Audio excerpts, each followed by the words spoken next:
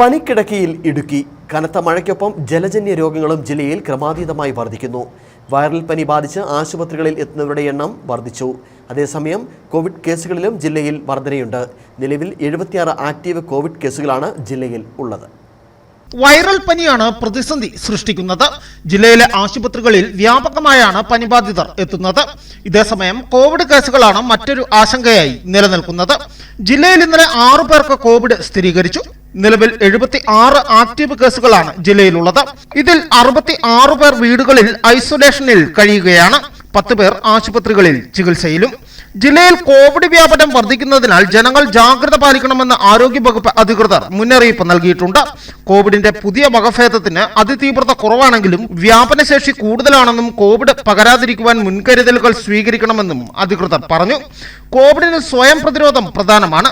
ആശുപത്രികൾ, ആൾക്കൂട്ടമുള്ള സ്ഥലങ്ങൾ, പൊതുയിടങ്ങൾ എന്നിവിടങ്ങളിൽ പോകുമ്പോൾ മാസ്ക് ധരിക്കണം.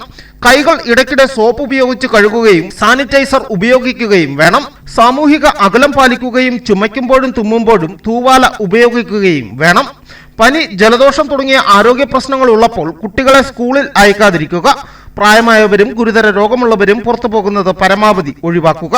അത്യാവശ്യ ഘട്ടങ്ങളിൽ മാസ്ക് ധരിച്ച് മാത്രം പുറത്തു പോവുക. അനാവശ്യ ആശുപത്രി സന്ദർശനങ്ങൾ ഒഴിവാക്കണം. ആശുപത്രിയിൽ കൂട്ടിരിപ്പുകാരിൽ നിർബന്ധമായും മാസ്ക് ധരിക്കണം.